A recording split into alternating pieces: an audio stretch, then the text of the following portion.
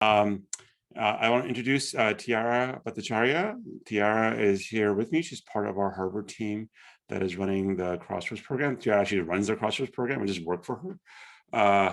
Tiara is what is enabling us to get all these things done. I'd love to just know where everybody's coming in from. So if you want to use the chat and just tell me your location and also your temperature or where you're at.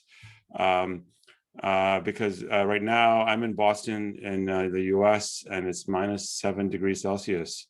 So just use the chat and tell me your location, wherever you are in Pakistan, and the current temperature as well. And second request is I'd love for you guys to turn on your camera so I can actually see who everybody is, instead of, maybe you guys are all, just AI bots sitting in the back. So again, just turn on your camera so we can see you if your system allows, and then we can go from there. So Amir is in Karachi, 30 Celsius. Wow. Amina is also Karachi, 37. Amina, we're at 37. Kainat, also Karachi, 26. Yeah, it's cold here in Boston. Islamabad, cool, 20 degrees Celsius. Bahawalpur, 25. Great. Wow. Okay, great. So again, if you want, please do turn on your camera there. Kamran is brave now. Kamran has turned on it. Oh, for a second. Oh, okay. Now he's back on. Now you may not have a good bandwidth.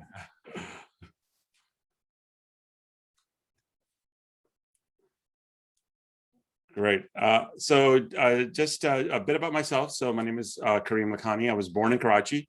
I grew up right by at that time, what was known as Gandhi Gardens. I don't know what it's called right now.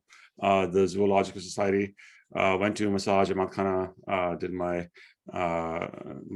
night school there quite a bit.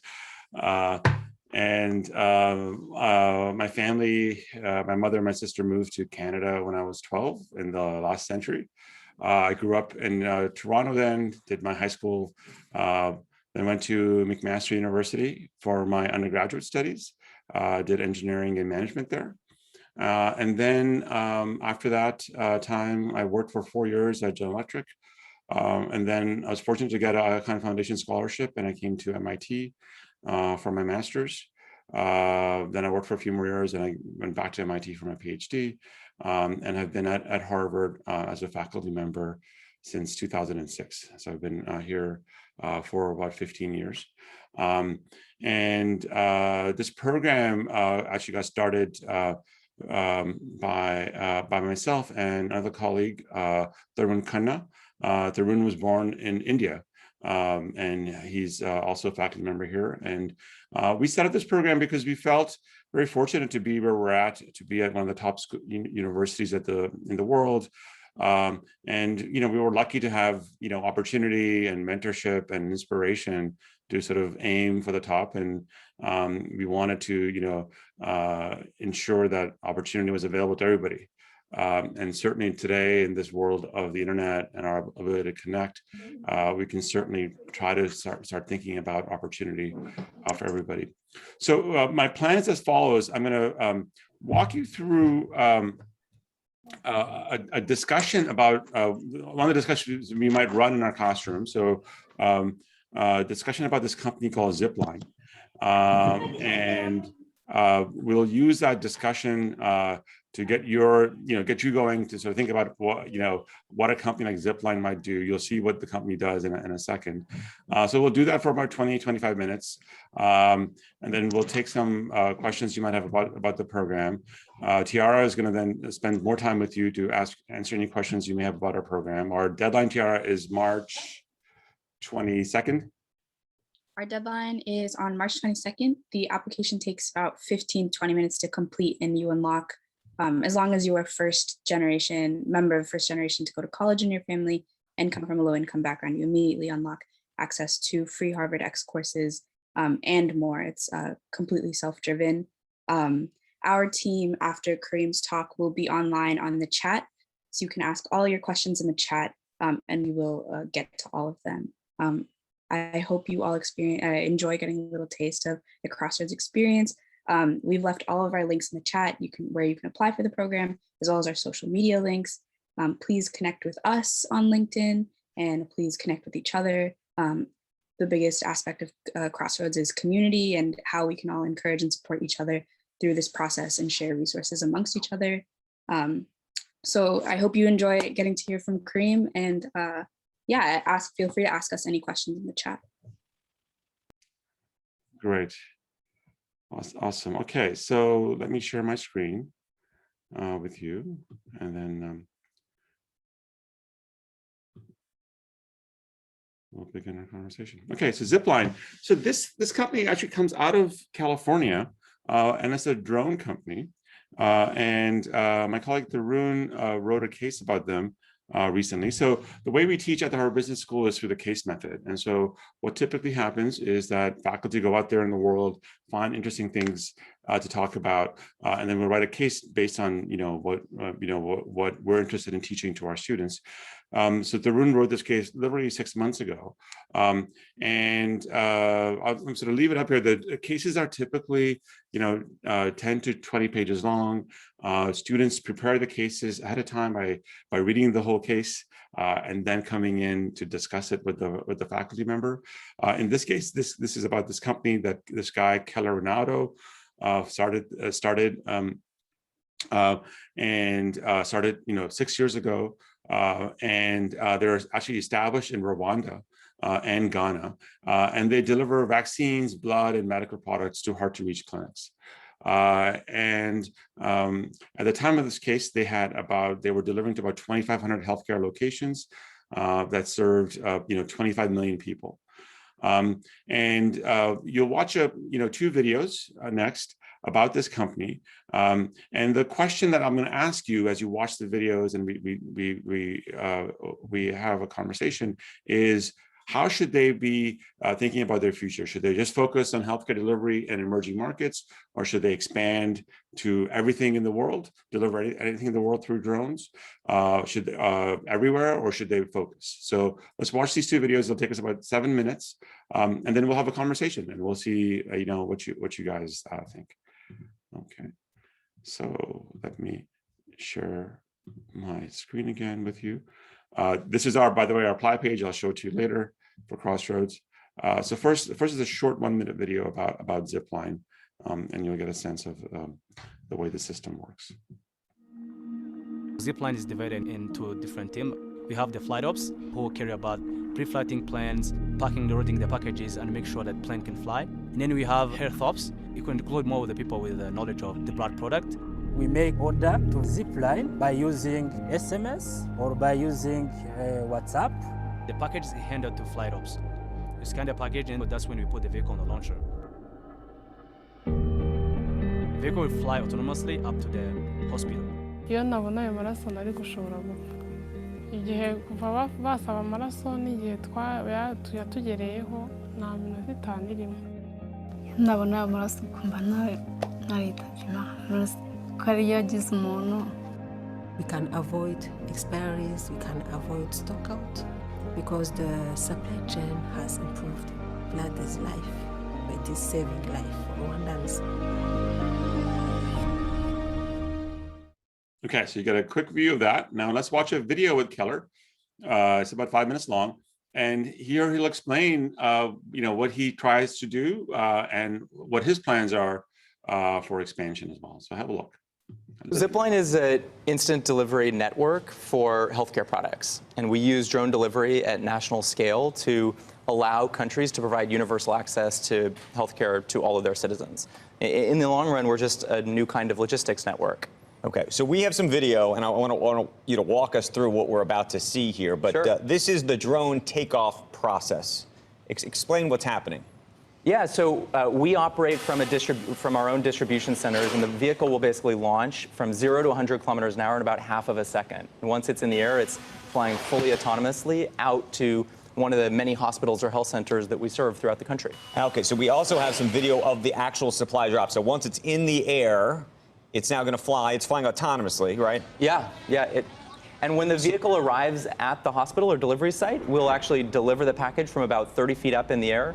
and we can deliver into what our customers' quote-unquote mailbox, which is the size of about 2 parking spaces on the ground. So it's super, super accurate. And then this is the video of the drone recovery process, because it actually has to get back to base somehow. You have to land. Right. And what? So there's no landing gear on these aircraft. I mean, we build everything from scratch. It really hasn't existed in the world before, and we're catching a 1-centimeter target on the back of the aircraft. This is the advantage of using highly precise flight algorithms rather than pilots to fly planes. What happens when it's windy? I mean, interestingly, you know, it's not enough for us to say that we can save patients' lives when the weather is bad. We have to be able to operate all the time. So we fly in crazy storms, day in, day out, rain, wind, everything. And finally, Zipline is expanding its delivery radius in Rwanda. Explain that. Yeah, so the way that we serve countries is we'll build distribution centers to cover every human in the country. And so you can see basically operating from 2 distribution centers. By the end of this year, we're gonna, in partnership with Rwanda, make Rwanda the first country in the world to have universal access to healthcare. What's the cost per delivery? Do you break that down? Well, that depends on which country and the price of labor in each country, but generally, it's less expensive than doing a similar delivery using a motorcycle. And in terms of healthcare products, is there a certain weight limit in terms of what you can actually send on a drone like this? Today, we're delivering around 2 kilograms per flight, but each distribution center can do over 500 flights a day. So you're delivering thousands of kilograms of medicine to hospitals and health. Now, the Rwandan government has obviously given you a path to do this. The U.S. is a lot more complicated. Do you see this coming here soon? So a lot of people assume that rural healthcare is only a challenge in developing countries, but that's actually not the case. Critical access hospitals in the U.S. are closing at a record rate, and the U.S. has the highest rate of maternal mortality in the developed world. So we're actually partnering with the Department of Transportation in the U.S. and the FAA, who are looking at Rwanda as a role model and saying, how do we bring this here? And we're going to be doing our first commercial flights in North Carolina in the first quarter of 2019. And is it specific to North Carolina in terms of that state deciding to do it because of certain air traffic that's control where we're getting issues, started from an air traffic control perspective. And long term, I mean, I know when you started this is about healthcare, but you think of yourself as a logistics provider. Is this the next FedEx? Is this the next UPS? Is this how we're going to be getting deliveries all over the world? Or do you think there's a certain use case? Yeah, I mean, the thing that really drives us is we think that people's access to healthcare should not depend on the GPS coordinates of where they live. But in the long run, I think that you're going to see instant and automated delivery for everything. That really. But when you hear, I mean, you remember when Jeff Bezos went on 60 Minutes now a couple of years ago and showed off drones and said we're going to be dropping stuff or delivering stuff right to your lawn. Hasn't happened. It hasn't happened, but you're doing it in other countries at national scale. So. How far out do you think that reality is, if you think it could become a reality? It is a reality today. No, but I'm saying for everything.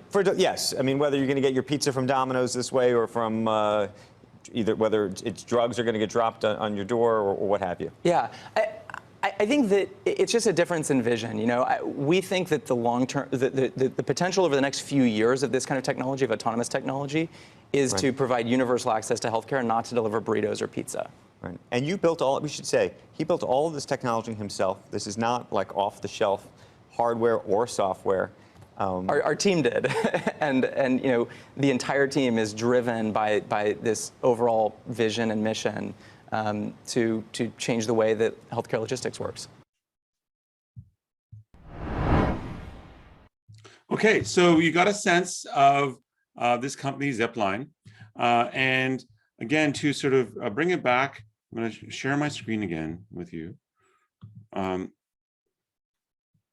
Just as a point, so they have raised quite a lot of money, right? They've raised about $233 million, and their valuation was $1.2 billion.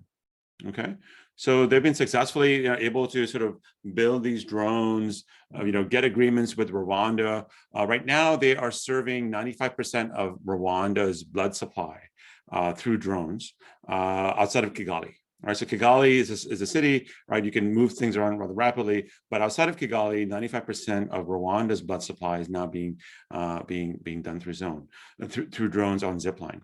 So the question I'd like to ask us and begin the conversation is really around what will Zipline be when it grows up? A company like this, which is currently serving in markets in Africa, Ghana and Rwanda.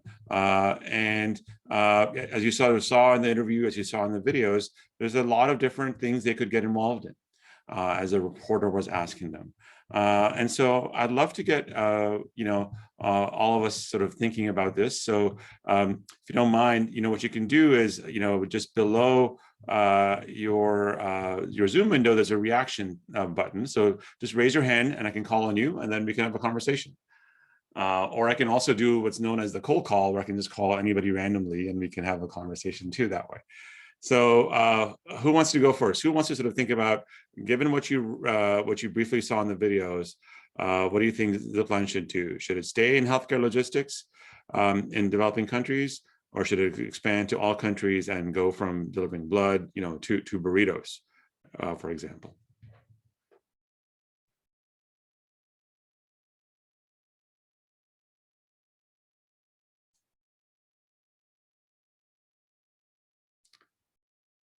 Maria, do you want to go? Maria AKEB'P. Just unmute yourself, Maria. There you go. Sure. I think this system should be expanded in other countries too. Like as I noticed that this Zipline is working on the sustainable development goals too. Like it is working on the decent work and good health and well-being. So I think expanding it is not a bad idea. It will really improve the health system. Maria, can you say a bit more, like what are the challenge of expanding? So do you want them to expand globally, or do you want them to expand in developing countries? And what are the challenges of doing that? I want it to expand globally, not only in the developing countries. It should be expand globally. And Maria, what do you think of the challenges of this kind of expansion? So imagine they're like now in Rwanda and Ghana, and you went to them and said, "Oh, come to Pakistan." What will the challenges be of them coming to Pakistan and trying to establish themselves there? Okay, so there will be lots of challenges. Like as we know that there are countries there are like not even shifted to the digitalization, and suddenly bringing this Zipline to those countries will not be an easy job, according to me. So yeah, this would be a challenge. Okay, that's great. So one consideration for expansion from your point of view is sort of readiness for digital infrastructure, right? If you don't even have that, potentially, then you run into trouble. Great. All right, Kamran, give us your perspective. Yes, sir. Sir, thank you for giving me the chance. Kamran, you can just call me Kareem. Nobody calls me sir here. So Kareem, actually, I want to suggest that it should enhance its domain in order to serve the low-lying areas as far as and the underprivileged countries of the world. It should not restrict itself to the Africa or the other few countries of the Africa. It should enhance its domain. It's my suggestion. Okay, Kamran, so I get it. So Maria said one consideration. So Maria's points were like twofold. Like, look, this is actually not only just doing this healthcare sustainability, but also, this is a more sustainable way because it's running on batteries.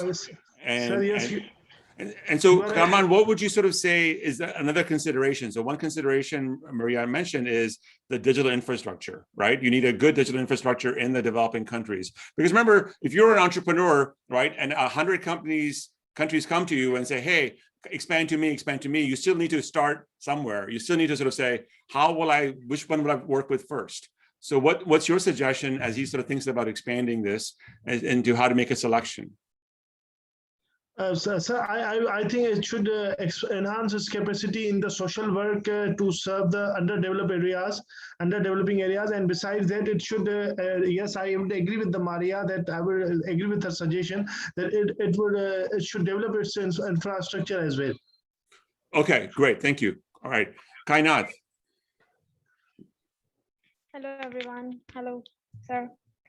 Actually, my suggestion is Firstly, I want to say that I understand from this whole video is that zipline is for healthcare provider.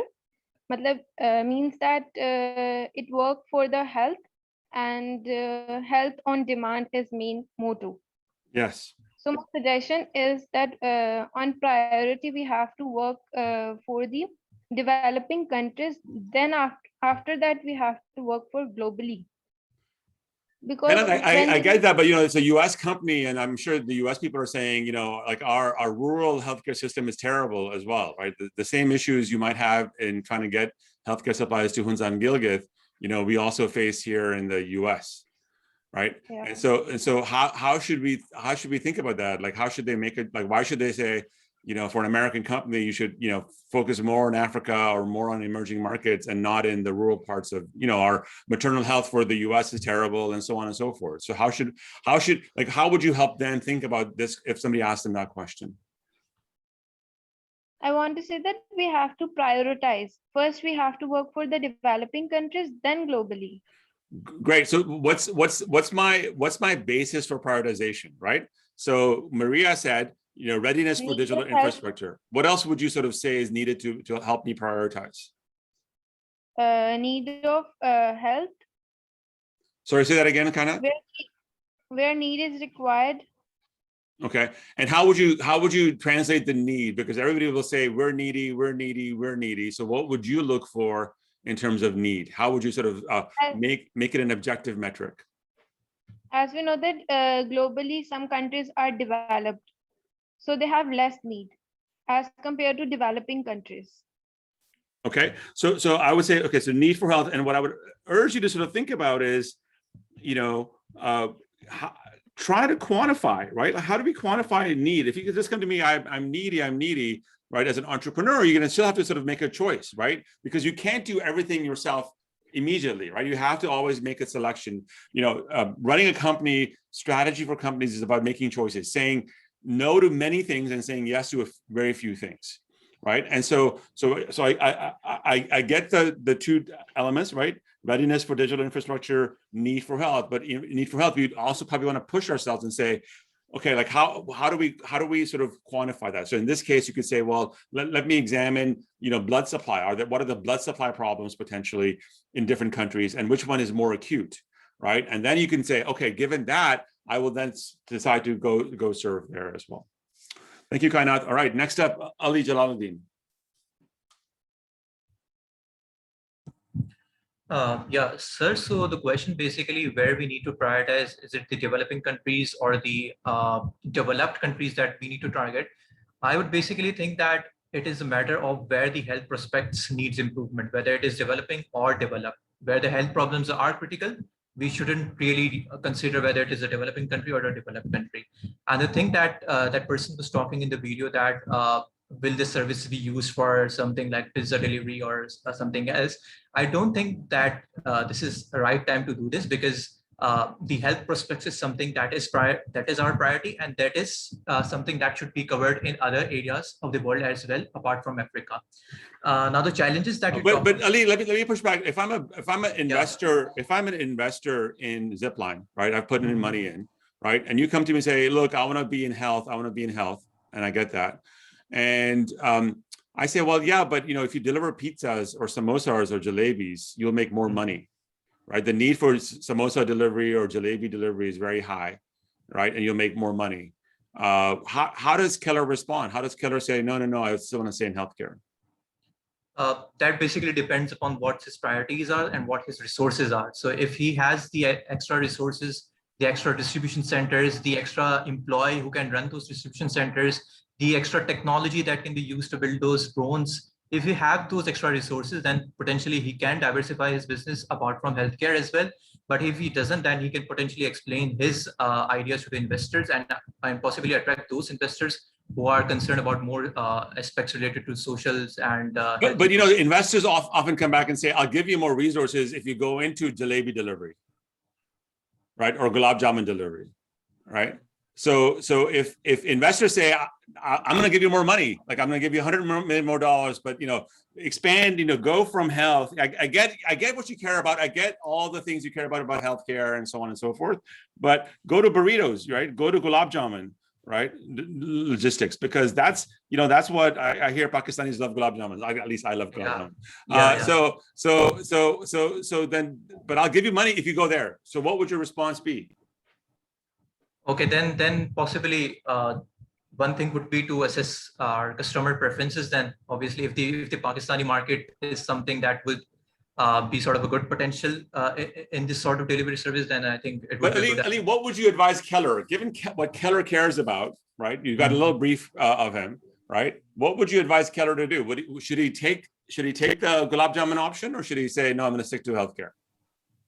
I think he should expand his business to both categories without actually compromising on healthcare as well. If he feels that expanding into this gulab jamun market would sort of compromise his contributions toward the healthcare services, then I think it wouldn't be a good idea. If it's something it can manage on both sides, then yes, he should enter that as well. Great, thank you. Faiza Ahmed. Yes, sir.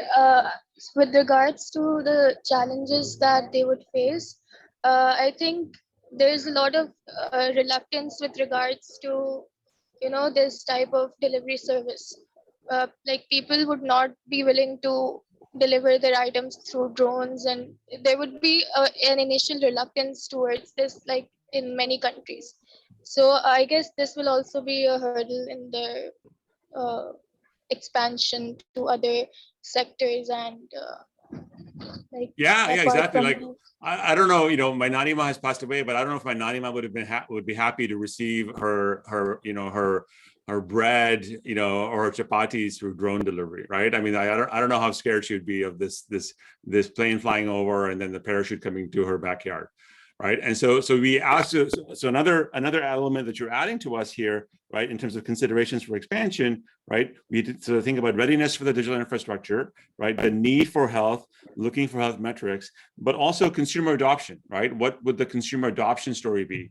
In this case, as you know, what happened was that the Rwanda government came in and sort of said, we're gonna support you and we're gonna run this, right? And the clinics had no choice, right? The clinics had no choice to say, yes, we'll take it. In fact, there was a big need for it, so they were more than happy to get that. But if I now go into, gulab jamun delivery, jalebi delivery, right, then all of a chapati delivery, then all of a sudden, right, we now have to sort of think about, do you even have the skills to get consumers to adopt as well? Okay, let's get Kashif as well. Kashif. Good morning, Mr. Karim, and good morning, all of you, for this better conversation here. And so, sir, you had asked about the condition or the challenges which this program face in Pakistan, because I went not to any other countries except Pakistan. I'm still here in Pakistan, so I have a little bit information about Pakistan, because we people do not accept things very rapidly. We have to face some crisis. Likewise here now in current time, the pandemic had created a great problem for us. Corona-wise, the pandemic due to this problem, we had to accept online classes through Zoom. We are getting all online classes through Zoom, Microsoft Teams, and other things. So there's a simple logic. If you want to play football, then first you have to build the football ground. After you can play easily. So before the wait, Kashif, I used to play cricket on the street. I didn't need a cricket pitch to play cricket when I was growing up in Karachi, right? We just found a bat and a ball. We put 3 shoes, 3 chappals to make the wicket, right? And we'd go away, right? So we didn't need to go to Aga Khan Gymkhana, right, or Aga Khan Park to play cricket. We were playing on the streets. So is it true that if you want to play football, you need a football pitch? Why don't you just basically use whatever's available to you? Sir, it's all about professionality.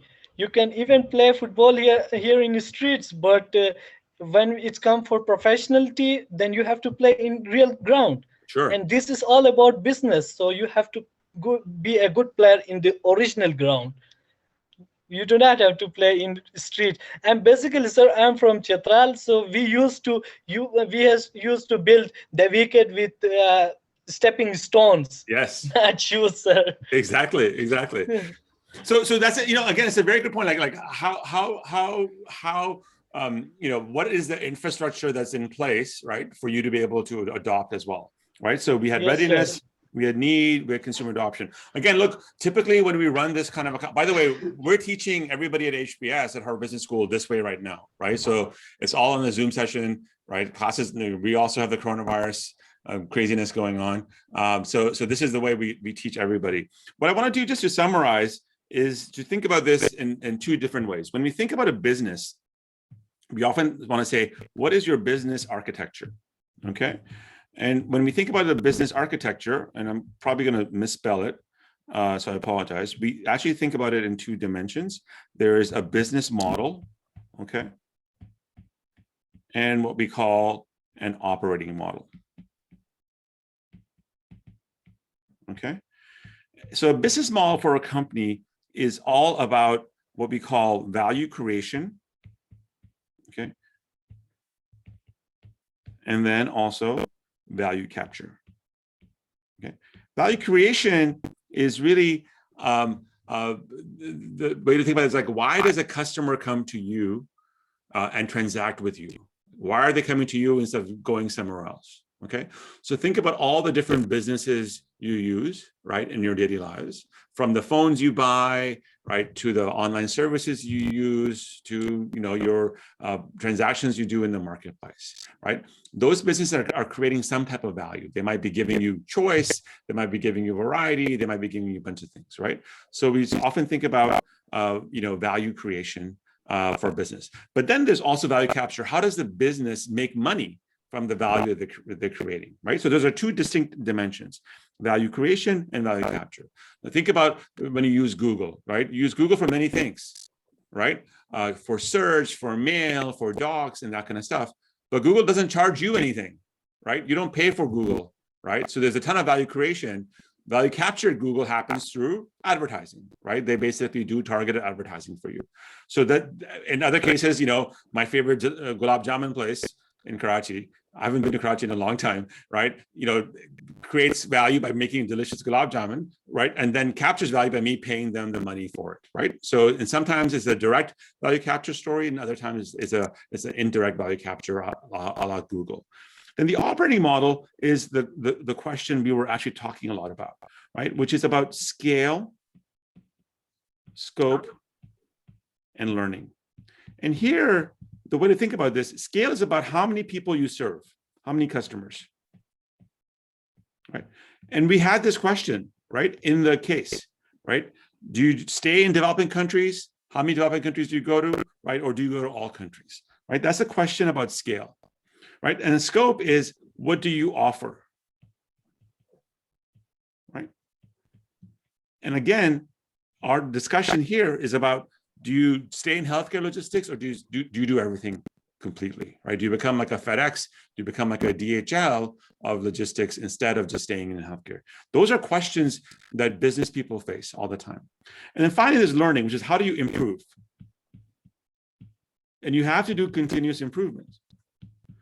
So these elements of a business model and an operating model is what we always think about when we're starting up a business or when we're running a large business. So even for a small business or a large business, this framework of a business architecture helps you think about the ways in which you design your business, the ways in which you go to market, the ways in which you serve more and more customers, the ways in which you offer different things, and the ways in which you keep learning, right? And so that's a lens. And as we were talking, right, you were mentioning to us various different dimensions, right? Readiness for digital infrastructure, need for health, consumer adoption, right? Those were all, we were thinking about all the different elements of the operating model, and could a company like Zipline actually do this and do the expansion, right? So anyway, I just wanted to sort of give you sort of a flavor of this type of learning.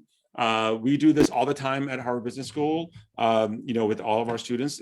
So they, in any kind of a course, 95% of our learning happens through the case method, where they'll read a case, they'll engage with the faculty in this discussion, and we'll go back and forth. I'll push back, you'll push back. Nobody calls me sir, everybody calls me Kareem, and we work that way. So with that, I'm going to stop and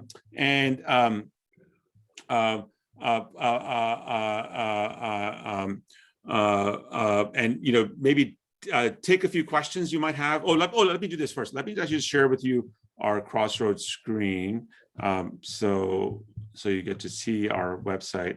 And Tiara, maybe you want to just put up in the chat again information about our program.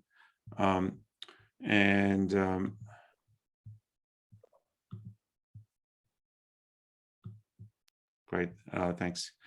So again, Crossroad, again, we're looking for people that are, first person in their immediate family or first member of a generation to attend university, low-income background, ages 18 to 26.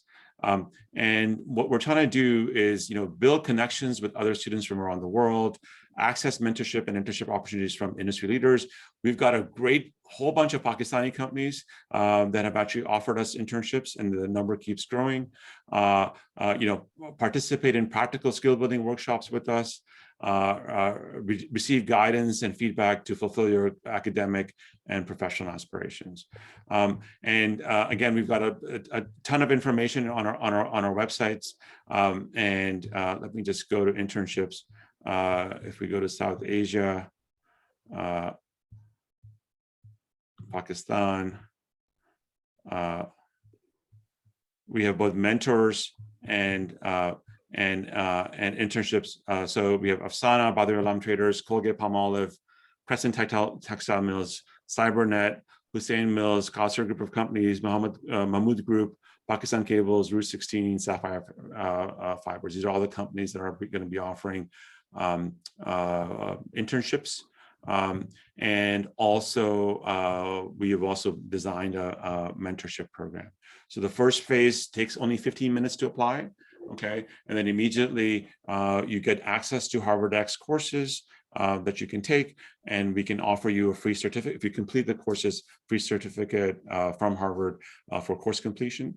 And then after that, as you complete the work, you can apply for the second stage and third stage. Second stage unlocks seminars with faculty members from around the world. There's going to be a bunch of Harvard faculty, but we've got faculty members from around the world on topics of your choice. And by the way, this is not just about business. So if you're interested in the arts, if you're interested in the humanities, if you're interested in law, if you're interested in engineering, STEM, whatever, we don't want to make this a business thing, right? Business is good, but there's also other great activities. And you'll see from the HarvardX courses we have and the seminars we have is that we cover a broad swath of knowledge. And then the new thing that we're doing, which is actually inspired by Reza Sachu, also an Ismaili, actually in Canada. He's set up Next Canada, which is set up to sort of help the next generation of entrepreneurs in Canada, start up businesses and do things. And what we learned from Reza, and Reza is actually now teaching with us here at Harvard Business School, what we learned from Reza is that we should move to action. So we're also, in this iteration of our program, want to encourage you to come up with action projects that you want to run in your communities. And we'll give people funding, and we'll give people mentorship to help them achieve those action projects. And again, it could be in any domain. So that's what we're building towards. This is going to be our fourth year. It's a labor of love for me and Tarun, and we're just so glad that Tiara and Afi are actually helping us meet our mission. So with that, I'm going to. It's all free of cost. So with that, I'm gonna stop. Take some questions you guys might have, and then get Tiara and Afi to also be available to take your questions.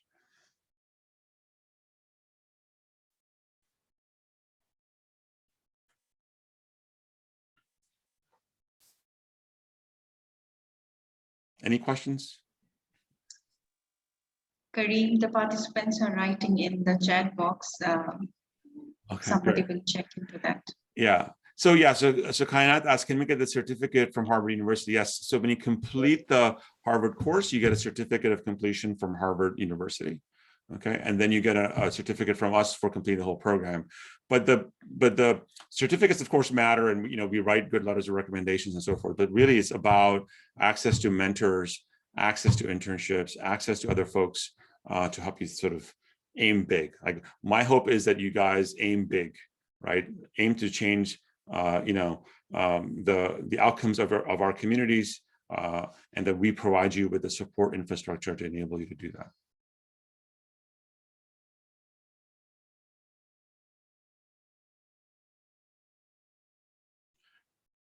Kamleen is asking, what is the approximate duration of the program? Tiara, do you want to walk them through that? I don't know if we lost Tiara.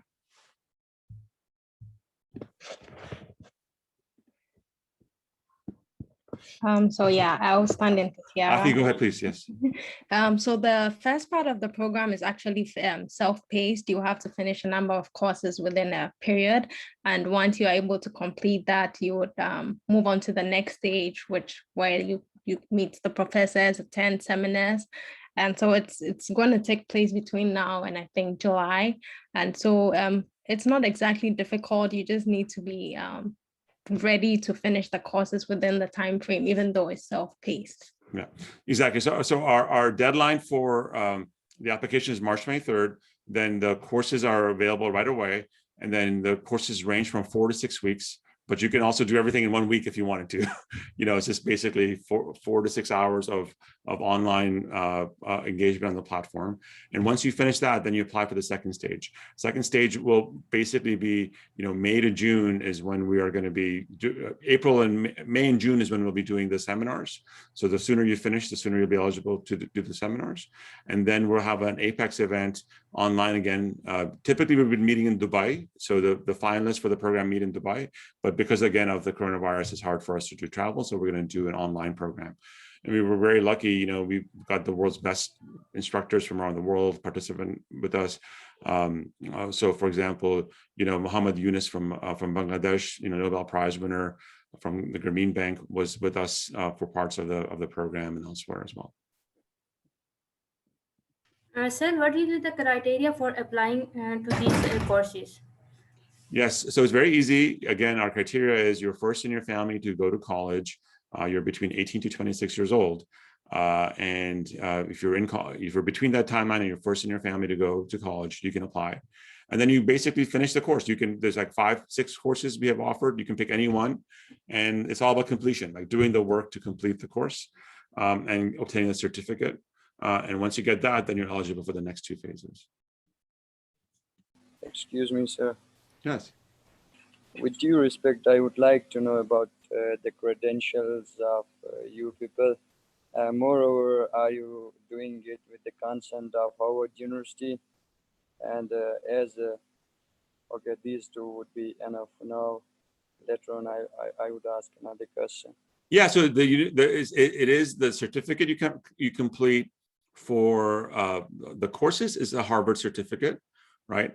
And then you get a certificate of completion with us at Crossroads as well. This also comes through Harvard University.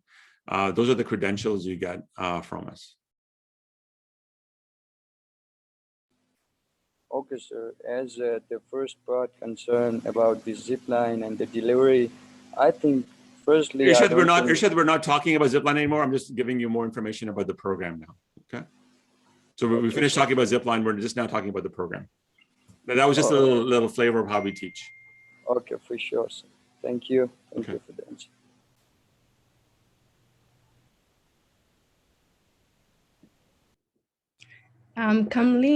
Kamleen, I hope I got your name right. You asked a question about applying. It's a one-time application process. You apply once and the process takes between 15 and 20 minutes. And that's all you need to do. Once you complete the courses, you advance to the next stage of the program. All right, thank you.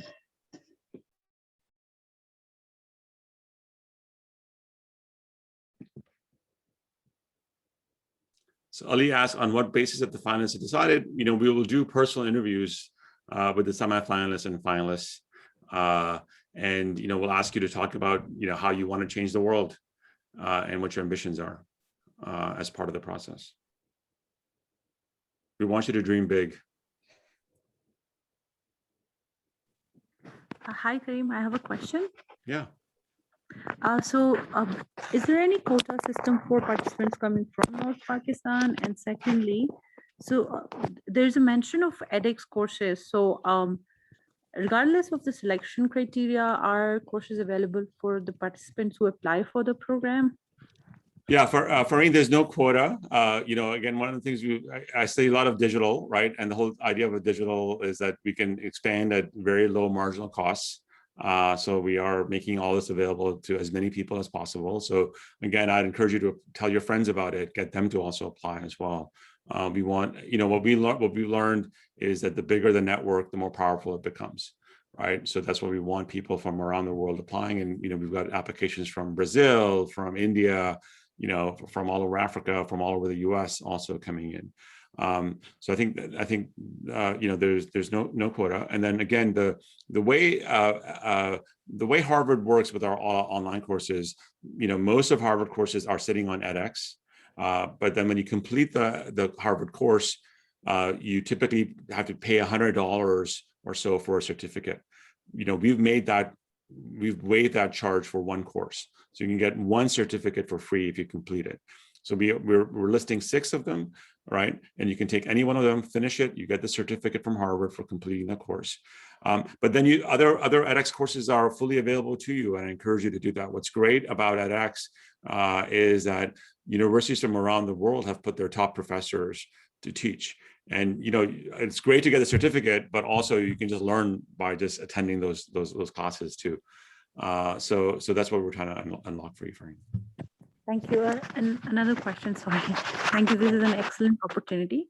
I just wanted to know if participants are selected and they are from these areas where internet connectivity is really bad. Yes. So how can we ensure our participation? And in case they miss a class, do you then grant them certificates?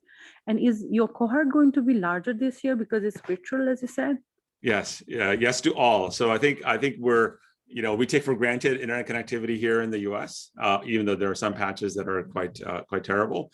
But we're very flexible. We understand, that internet access is not that great in many parts of the world, and also it's very expensive. So we'll work with you to do what's best for you. So even if you miss a class, we record all the sessions. You can then have access to the recordings as well. So there's multiple ways for us to be able to do that. Now with CyberNet as one of our sponsors, maybe we can also work with them to make sure that our participants from Pakistan at least have better connectivity than the typical that you might typically not have access to. Thank you so much for all the answers. Yeah, Farheen. Sir? Yeah. What are the time for the classes? Because we have to manage our university's classes as well. Oh, you should skip the university classes. No, I'm just kidding. No, I mean, I think, no, we're gonna, don't you guys skip classes? No, so we will have multiple flexible times. So, the live sessions, the edX classes, you can take anytime you want, right? So those are fully flexible. They're fully asynchronous. You can take them whenever you want. When we start running the faculty seminars, they'll be based on timings, and we'll try to get, typically, I think it's going to be around this time, right? So, 9 or 10 or 11 a.m. Eastern time. So for all of you in Pakistan, it's easy, right? It's like evening time. You can plug in and participate. So hopefully it won't interfere with your classes.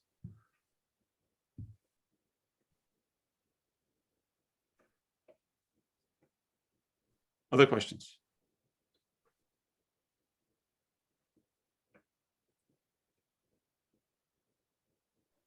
Okay. Your mic is mute. I think you are saying something. No, I was saying that no questions. Okay. Well, listen, again, a real pleasure. Thank you for coming. Amina or Zara, if you want to say any final words, I think we're good. Again, we really want you to apply. We want you to tell your friends to apply. I love to see more Pakistanis, more Ismailis participate in the program. And so hopefully I'll see some of you guys in the sessions we run, inshallah, in the future. Amina or Zara, do you want to say anything else before we sign off? Oh, thanks. Only a lot of thanks from all of us. the pleasure was ours. So thank you. Thank you, Zara. And we are hopeful that most of these participants will apply. Yes, we've got everybody's name, so I want to make sure that I see your applications come through. Afi will follow up. Yeah, they are in trouble now. I would also like to add that we understand some of you have unique circumstances, so please email us and we are happy to respond to your emails and questions, and please apply. Yes, it would be a pleasure indeed. It would be a pleasure to apply for this course, and especially Kareem sir, the way you are leading us, it's simply remarkable. Thank you, sir. Thank you, Kamran. No, I'm just blessed to be with all of you. Thank you so much, Kareem, for the time. I know you were very busy and it was difficult for you to commit for this webinar. I just talked to Tyra and she also said they were not available, but still you people are managed to arrange this for our students. I'm very thankful to you. Yeah, this is important to me personally, right? So that's why I moved my schedule around to show up and make sure that you guys interacted with us and you saw what we can do. Kareem, I want to say, if you want to allocate one person, if my participants would be having any questions in the future, I will be directing them towards that person. Yeah, so Afi is great. Afi can take any of it. Afi, maybe you just put your contact information in chat. And Amina, we can also send you an email separately. Yeah, that would be great. That would be great. So nice of you, Kareem. Okay, thank you guys. Stay safe. And I just, excuse me, Mr. Kareem. Yes, Kashif. Sir, what about those who had already applied for this course? You can apply again. Okay, sir. Absolutely. Like, I often find if you get rejected once, you say, okay, I'm going to apply again. What do I need to do to get better? So I write papers for a living, right? Academic papers.